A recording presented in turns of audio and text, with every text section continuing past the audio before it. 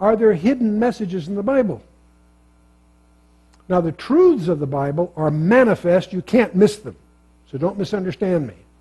At the same time, God is infinite. And he tells us in Proverbs 25:2, he says, "It is the glory of God to conceal a thing, and it's the duty of kings, or the honor of kings, to search out a matter." So yes, there are puzzles put there deliberately, and some of them are very clever, some of them are very complicated. This guy Enoch's an interesting character. At age of 65, that began a 300-year walk with God. He walked with God, whatever that means. Something happened when he was 65, and it was an occasion with the birth of his son. And God apparently told him that as long as his son is alive, the judgment of the flood would be withheld. Now, the first thing you've got to understand, the flood of Noah did not come as a surprise. It was preached on for 4 generations. But Enoch was told that as long as his son is alive, that the judgment would be withheld. Can you imagine, girls? Can you imagine raising that kid? Every time he caught a cold, the neighborhood would go into panic, right? Well, sure enough, and because of that, Enoch names his son Methuselah. It comes from 2 Hebrew roots. Muth, which is a root that means his death, and shalach is a verb which means to bring or send forth. The word Methuselah is a combination of those roots, which means his death shall bring.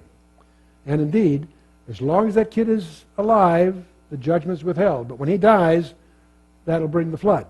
It turns out, if you study Genesis 5 carefully, Methuselah was 187 when he has a son by the name of Lamech. And Lamech was 182 when Noah was born. And Noah, it was in his 600th year that the flood came. In other words, the year that Methuselah dies is the year the flood came. He was a prophecy. It's interesting that his lifetime then becomes a type or an idiom of God's grace, God's mercy. So it's very appropriate that his lifetime is the longest lifetime in the Bible. That's not an accident. I think it's designed. But let's get on with this a little bit. When you read the book of Genesis, chapter 1 and 2, it's the creation and Adam and all that. Genesis 3 is the seed plot for the whole Bible. Everything in the Bible has its roots there in Genesis 3. Genesis 4 is the first murder, Cain and Abel, all of that. From Genesis 6 on, you got the flood and a lot of action. But Genesis 5 is one of those chapters you're tempted to sort of skim over. It's just a genealogy. What can there be in that, right? Well, the trouble with Genesis 5 is it is a genealogy of 10 people. Adam, Seth, Enosh, Kenan, Mahalalel, Yared, Enoch, Methuselah, Lamech, and Noah. The problem is it's not translated for you. The words are transliterated. What that means is you have an approximation here of how they're pronounced in Hebrew. They're not translated. We don't generally apply meaning to names. My legal name is Charles. What does that mean? Who knows? All kinds of speculations. None of them really that authoritative. But in Hebrew, every word is made up from Hebrew roots, and if you know the meaning of the letters that make up the root, you can read Hebrew, by the way, pretty much, about 80%, according to the Hebrew department in Arizona. They told me that. Anyway, the point is that let's get this translated and see what it says. Well, the first word is Adam. That one's not hard to guess. It comes from Adamah, which means man. No surprise. Adam, man, we can relate to that. He has a son by the name of Seth. Now, here's a situation. The root, Seth, really suggests being appointed. In fact, Eve explains that to us in the previous chapter. Eve said, "For God hath appointed me another seed instead of Abel, whom Cain slew." You all know the story. Cain murdered Abel, right? Everybody asks, where did Cain get his wife? He married his brother's wife because he married his brother's sister because he was able. Help's not all it's cracked up to be. I understand. Okay. But anyway, that gives us a clue. The word Seth is a root implying appointed. Okay. Now he has a son. When he grows up, he has a son by the name of Enosh. And that's a Hebrew word that means mortal or frail or miserable. kind of tough handle to go through school with. You're going to pick up, choose up basketball teams. Hey, miserable, you're on our team. It doesn't really work, does it? It comes from the root anash, which it means incurable, like a wound, or of grief, or woe, sickness, wickedness, what have you. Okay, so Enosh has a son, and he names him, I don't know if this is out of spite or what, but he names his son Kenan. And that means sorrow, dirge, or elegy.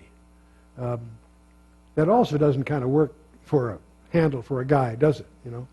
So after a couple of generations of that, I think Kenan, when he had a son, he says, enough of this.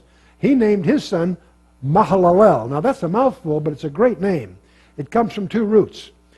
Mahal, which means blessed or praised one, and the name El for God. It means, Mahalalel means the blessed God, the praised God. Kind of hard to pronounce, but pretty great handle in it, right? In fact, it's interesting through the Bible to notice how often the word El appears in Jewish names, because it honors them, Daniel, God's my judge, and so forth. Okay, the blessed God. Well, he has a son by the name of Yared, and that is a verb, yarad, in Hebrew, which means shall come down. Shall come down. Okay, there's a story behind it, but I'll spare you that tonight.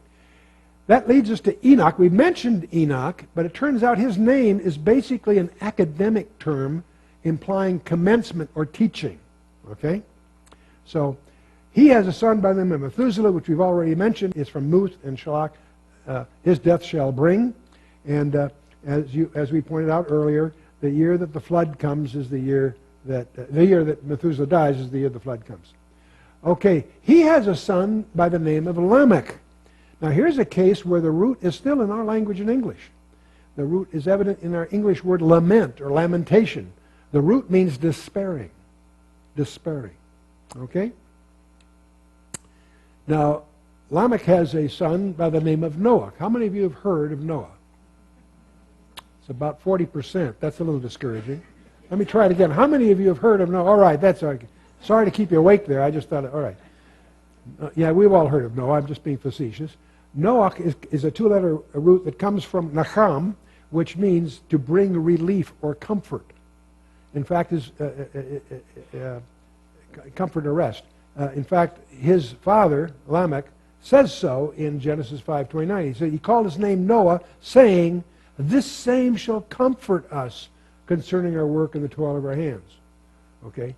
Okay, so we have the genealogy. Adam, Seth, Enosh, Kenan, Mahalalel, Yared, Enoch, Methuselah, Lamech, and Noah. I'm sure my Jewish friends are upset because I'm doing a terrible job pronouncing them properly, but bear with me.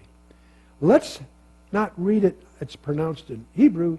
Let's translate it. What is it saying? Man, appointed, mortal, sorrow.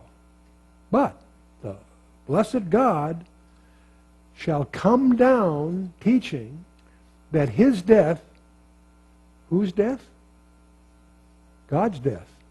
The blessed God shall come down teaching that his death shall bring the despairing comfort or rest. Wow, huh? Man is appointed mortal sorrow, but the blessed God shall come down teaching that his death shall bring the despairing comfort or rest. Now, this has a number of implications. It points out that God's program for redemption was not some knee-jerk reaction to Genesis 3. It was planned before the foundation of the world. But it also is something else. There's no way you will ever convince me that a group of Jewish rabbis contrived to hide in a genealogy of the sacred Torah itself. You got to be kidding. It's evidence of design.